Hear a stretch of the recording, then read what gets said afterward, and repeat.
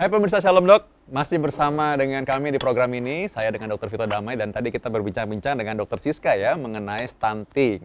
Dan kali ini kita akan bahas nih mengenai katanya pencegahannya sejak masih remaja. Nah remaja ini maksudnya bukan hanya remaja si anaknya sendiri, tapi orang tuanya ketika masih remaja punya program nggak?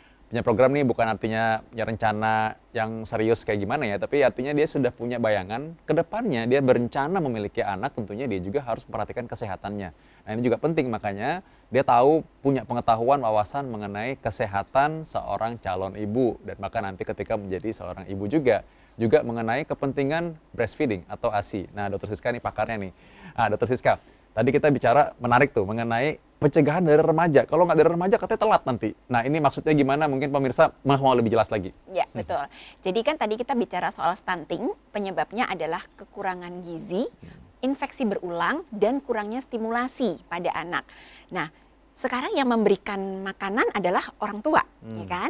Yang memberikan stimulasi perkembangan juga orang tua, keluarga.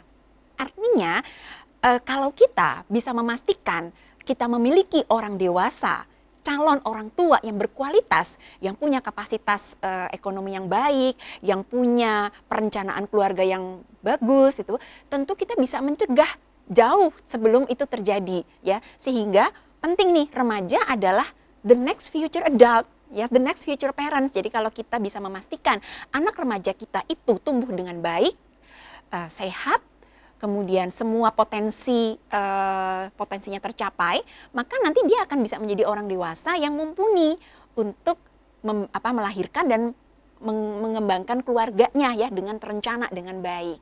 Itulah mengapa sebetulnya kalau kita mau bicara pencegahan stunting, dan bukan hanya stunting yang bisa dicegah, kalau kita punya remaja yang berkualitas nanti akan jadi dewasa yang baik, intervensinya adalah di masa remaja ini. Wah, gitu. ini dalam banget nih. Kalau bagi para orang tua yang mungkin anaknya baru mau calon mantu ya, ada coba mungkin dilihat dulu, dikasih pengetahuan dulu ya bahwa ini penting dibicarakan sebenarnya. Jadi nggak cuma asal cinta aja ya. Iya betul, karena untuk bisa menyusui gitu kan, itu perlu belajar loh, gitu, perlu bersiap diri untuk bisa mendidik anak, membesarkan anak, kan perlu punya sumber daya yang mumpuni gitu. Nah, bagaimana kita menyiapkan anak remaja kita ini untuk sehat, untuk sejahtera, well-being-nya bagus, sehingga aman nih pertumbuhan dan perkembangannya. Karena masa remaja juga punya tantangan-tantangan tersendiri ya untuk pertumbuhan dan perkembangannya. Nah ini kan kalau kita bicara mengenai calon ibu, sekarang kita bicara juga mengenai ibu-ibu muda ya. Nah tantangannya sekarang mungkin di kota-kota besar ya, banyak ibu-ibu yang mungkin dengan perannya bukannya sebagai ibu rumah tangga tapi juga sebagai breadwinners ya, dia juga kerja juga gitu kan, sama seperti bapaknya ya. Mungkin di kota besar kan lain ya, di kota-kota seperti ini. Nah ini apa nih tipsnya mungkin untuk melihat pemantauan anaknya stunting apa enggak dan bagaimana mencegah stunting? Ya, jadi mungkin ketika memutuskan untuk berkeluarga, maka harus disadari bahwa kedua belah pihak, calon ayah dan calon ibu, punya tanggung jawab yang sama.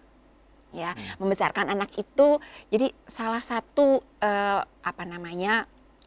pendidikan yang perlu kita hidupkan di keluarga adalah kesetaraan gender. Jadi ayah dan ibu sama-sama punya peran yang sama dalam membesarkan anak, ya. Jadi harus betul-betul direncanakan, mulai dari tentunya berkeluarganya itu kapan, ini kan harus punya perencanaan yang baik ya. Kemudian kapan kemudian siap untuk menjadi orang tua. Menjadi orang tua tuh kontrak 24/7 gitu ya.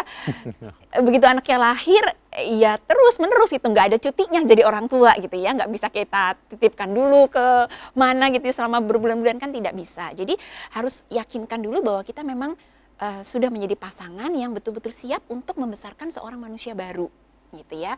Nah, sehingga akan lebih mudah tuh biasanya berikutnya ketika anak itu terencanakan, kehamilannya terawat dengan baik, kemudian ayah dan ibunya belajar untuk bagaimana bisa menyusui, memberikan ASI yang terbaik, MPASI yang berkualitas, hingga terus kemudian keluarga itu perlu punya pola makan yang baik ya, dan interaksi stimulasi yang baik sehingga terus sampai ke remajanya, dan akhirnya kita bisa mencapai apa yang kita harapkan tuh ya, Indonesia dengan generasi emasnya di 2045 sekarang ya. Iya, 2045. Gitu. Nah sayangnya memang ya kalau misalkan sekarang kita lihat kecenderungannya di usia produktifnya orang-orang muda sekarang makin banyak yang punya malah penyakit metabolik. Jadi bayangkan kalau generasi emas yang tadi Dokter Siska sebutkan 2045 ternyata isinya adalah anak-anak muda yang penyakitan, kan itu kan jadi nggak bagus malah ya. Harusnya kan justru generasi emas itu penuh dengan anak-anak muda yang produktif dan juga sehat pastinya. Nah, Dokter Siska, ini tadi hal yang juga perlu ditekankan. Jadi mungkin kalau bagi orang tua bekerja nih, ya kan pasti kan mungkin dia punya anak ini kan, ya gimana cara ngawasinnya tadi? Makannya, apa sih mungkin yang mungkin Dokter Siska punya pengalaman, mungkin orang-orang lain Dokter Siska tahu untuk memberikan tips nih. Jadi makannya gimana mereka? Gimana cara ngatur makannya dan bagaimana mengolah makan yang sehat? Pilih makanannya gimana? Ya, betul banget. Jadi gini, satu hal yang harus ini saya mengerjakan penelitian 2018 itu menarik sekali. Yang menjadi concern, yang menjadi persoalan adalah pola hidup sehat itu belum menjadi prioritas di banyak keluarga-keluarga kita. Baik yang di pedesaan maupun yang di perkotaan, baik yang menengah ke bawah maupun yang menengah ke atas. Menengah ke atas juga? Betul, menengah ke atas. Bahkan tenaga kesehatan sekalipun. Waduh. Gitu. Jadi ini perlu benar-benar PR besar kita ya, bagaimana sehat itu menjadi prioritas, menjadi karena itu kan sebetulnya investasi jangka panjang kita gitu ya, seperti yang Dr. Vito sampaikan. Nah, bagaimana menghidupkan kebiasaan sehat itu sebetulnya sudah bisa tuh ya sejak masa. Jadi gini, di anak muda itu sebetulnya kan change maker ya. Ya, banyak ya, banyak ide, kreativitas gitu ya. Nah, memastikan anak muda kita ini punya hidup yang sehat ya, apalagi sekarang kan sebetulnya sudah mulai ada ya tren lari misalnya kan, kemudian tren makan makanan sehat gitu sebetulnya sudah ada. Nah, bagaimana ini kita bisa menghidupkan? Nah, yang paling penting itu hidup di rumah. Ketika kita sudah memutuskan untuk berkeluarga, mohon sekali untuk gimana nih supaya kita bisa sama-sama sehat. Bukan sekedar makan kenyang kayak tadi ya. Jadi ayah, ibu, suami, istri perlu bekerja sama gimana supaya makan di rumah itu sehat. Rencanakan gini, sebelum punya anak pastikan dulu berdua nih makannya sehat. Sebelum kehamilan terjadi, pastikan berdua nih makannya sehat.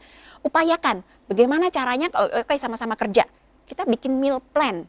Jadi setiap hari Minggu duduk bareng bikin meal plan bareng. Gitu ya. Belanja bareng. Siapin semuanya. Biasanya kalau saya, karena saya juga bekerja, jadi hari Minggu itu udah beres semua untuk sampai 1 minggu ke depan. Oh, jadi nentuin menu juga sama anak juga dilibatkan ya, kalau memang udah bisa anaknya gitu udah gede, ya anaknya udah gede. Anak saya sekarang sudah SMP, jadi bahkan dia yang masak tuh kalau makan malam ya. Kita menu dibuat bersama, terus belanja bersama, udah beres tuh, masuk Tupperware semuanya kotak-kotak gitu ya. Jadi udah enak tuh. Ya kan, besok tinggal ngolah, tinggal plung gitu ya. Nah, itu perencanaan sih yang paling penting. Nah, kalau itu sudah terbiasa ketika masih berdua saja, maka ketika kehamilan terjadi, ketika ada anak itu menjadi lebih mudah. Karena ketika tanggung jawabnya sudah bertambah, basicnya sudah ada nih. Itu sehingga kan nanti ibu hamil perlu nutrisi yang lebih baik, ketika dia menyusui juga, wah begitu ada bayi 24 jam nggak bergadang gitu kan. Kalau nggak terbiasa untuk punya planning, ini jadi kesulitan. Nah, pastikan dulu nih berdua nih sebelum punya anak, sebelum merencanakan punya anak, berdua punya kebiasaan hidup yang sehat. Jadi berarti sebenarnya sejak masa pacaran pun udah mesti agak serius nih ya ngobrol soal ini ya. Betul. Jadi bukan cuma pacaran pergi-pergi begitu aja ya. Udah harus terus menentukan nih ke depan kalau setelah menikah terus punya anak nanti gimana gitu. Betul. Nah, sekarang juga tadi juga hal yang menarik adalah kalau anak-anak ini sudah cukup umur kita bisa libatkan untuk perencanaan makan. Jadi mereka dari kecil udah tahu nih bahwa makan sehat itu seperti ini. Saya coba sih sebenarnya, saya juga di rumah sama anak juga belanja kan bareng kan. Dia juga selalu pilih buah. Nah, selalu saya tanamkan tuh, saya doktrin juga. Ini yang sehat nih, buah seger gitu. Jadi tidak pilih cookies gitu. Lalu sarapan, kita usahakan sarapan bareng. Jadi saya biasa sarapan dan tidak harus makan makanan sarapan yang pada umumnya warna-warni itu. Enggak ya, justru sarapan itu sayur harus ada buahnya, harus ada protein, telur paling gampang. Kan tinggal direbus saja. Nah, untungnya sih anak juga suka. Nah, oke, sekarang kita lebih tadi sudah anak nih kan, sudah anak ini nanti dia bertumbuh dewasa dan nanti jadi ibu muda. Nah, sekarang persiapan ASI. Nah, banyak orang yang mungkin belum terlalu tahu mengenai kepentingan ASI. Ini sekarang lagi dalam rangkaian Pekan ASI Dunia ya. Nah, gimana tuh kepentingan ASI untuk anak-anak mencegah stunting? Iya, jadi senang sekali sebetulnya kita itu rate breastfeeding-nya sudah sangat meningkat pesat nih ya dalam kurun waktu 15-20 tahun terakhir. Di Indonesia ya? Di Indonesia, tetapi memang kita masih punya PR besar nih untuk menyusui karena belum mencapai 80-90% seperti yang kita harapkan. Masih ada PR besar. Nah, ASI itu kan sebetulnya makanan paling mewah menurut saya. Karena itu adalah makanan manusia yang diciptakan langsung sama Tuhan, siap saji.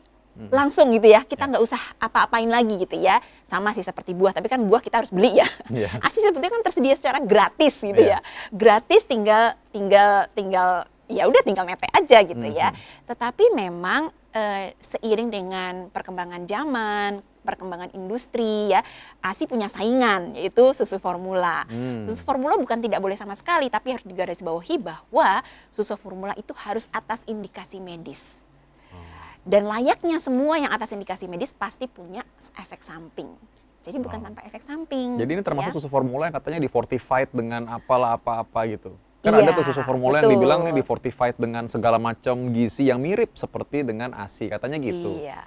Sebetulnya tidak akan bisa menyamai tidak ya. Mungkin bisa tidak menyamai, mungkin menyamai karena ASI itu benda hidup, sel hidup. Sementara kalau susu formula itu benda mati ya. Iya. Sapinya mungkin udah jadi korban tuh pas Idul Adha kemarin. Iya benar. Jadi bukan udah masalah jadi itu. Jadi kalau misalkan dengan bukan masalah medis, bukan masalah tadi medis itu sebenarnya ASI yang terbaik pastinya. Betul, Tidak bisa ya. digantikan begitu saja ya. Tidak bisa digantikan. Dan kemudian proses untuk mendapatkan ASI kan bayinya menyusu ya. Iya. Menyusu itu bayi menggunakan banyak sekali otot. Ya, dia harus pakai gerakan lidahnya juga naik turun ya, ada sehingga bayi itu lebih terstimulasi ketika dia menyusu. Ya, belum lagi bonding sama ibunya kan, jadi harus nempel ke dada ibu ya, itu kan luar biasa itu bonding yang terbentuk. Jadi menyusui langsung itu lebih daripada sekedar memberikan ASI. Ya, kalau ASI perah bisa dikasih sama neneknya yang di rumah ya, kalau ibunya bekerja atau pengasuh dan sebagainya. Tapi tetap menyusui langsung itu tak tergantikan. Ya, nggak ada itu yang proses bisa natural pemberian dari Tuhan. Betul. Dan pastinya yang terbaik buat anak ya sebenarnya. Iya, dan itu tadi kan Dokter Vito sempat mengatakan bahwa kalau stunting ternyata terjadi juga di kota besar ya, dan tapi terutama memang untuk masyarakat menengah ke bawah, dan ASI itu gratis loh. Itu satu pemberian yang sangat mewah di tengah kesulitan kehidupan sebetulnya ya. Di saat bencana sekalipun ASI itu menyelamatkan, karena kalau di saat bencana harus sufor kan harus ada air bersih, harus dimasak airnya, gitu kan sebetulnya repot sekali. Resiko infeksinya juga tinggi. Jangan lupa kalau anak sering sakit karena bolak-balik infeksi, stunting juga nanti jadinya. Gitu. Nah, jadi kalau sekarang katanya ASI itu kan eksklusif nih ya, dan ini menjadi mungkin kebanggaan juga, ya mungkin hal yang patut disyukuri lah bagi seorang ibu bisa menyusui. Nah, mungkin ini harus tegaskan lagi berapa lama sih sebenarnya wajibnya gitu? Ya, ASI eksklusif itu 6 bulan, 0 sampai 6 bulan ASI eksklusif, dan terus menyusui hingga 2 tahun atau lebih. Nah, menyusui ini sebetulnya, misal karena sesuatu hal pun tidak bisa eksklusif, upayakan menyusunya itu panjang, hingga 2 tahun atau lebih. Maka ayah ibu sekalian, keluarga-keluarga di rumah, bila ada masalah menyusui, jangan ragu untuk datang konseling dulu. Sebelum memutuskan untuk memberikan botol, memberikan susu formula, datang dulu. Sekarang kan layanan laktasi sudah banyak ya. Kenapa penting? Karena bukan saja untuk memastikan nutrisi bayinya, tetapi juga untuk kesehatan ibu. Jadi menyusui panjang itu menekan 3 kanker dan 5 penyakit metabolik pada ibunya. Ya, jadi luar biasa sekali. Jadi bukan hanya untuk anak, tapi untuk ibu juga ya? Betul, kanker payudara, kanker indung telur, kanker rahim, kencing manis, penyakit jantung koroner, stroke, hipertensi, osteoporosis. Itu tertekan angkanya, risiko ibu menurun sekali dengan menyusui panjang. Wow, itu karena akibat dari adanya hormon dan tentunya ada perubahan dalam sisi anak dan juga ibunya memang. Betul. Ya, saling memberi, saling menerima. Iya. Dan Dokter Siska ini adalah salah satu konselor di bidang menyusui atau laktasi juga. Terima kasih Dokter Siska sudah bagi mengenai ekspertise mengenai hal seperti ini. Pastinya sangat bermanfaat untuk pemirsa Shalom Doc sekalian. Dokter, ini sudah sampai pada saatnya kita harus berpisah dulu pada kali ini, tapi mudah-mudahan nanti lain kali kita bisa ketemu lagi ya. Pemirsa Shalom Doc semua, ingat bahwa anak muda itu seperti anak panah di tangan para pahlawan. Jadi kewajiban kita untuk bisa mendidik, membimbing, membesarkan anak-anak kita, tentunya dengan gizi yang baik, supaya jangan sampai terjadi stunting. Terima kasih Dokter Siska sudah bagi mengenai pencegahan stunting dalam episode kali ini. Dokter Siska ini adalah konselor dan juga ekspertis di bidang breastfeeding dan laktasi. Dan juga para pemirsa live channel, Kita akan ketemu lagi dalam episode Shalom Dok berikutnya.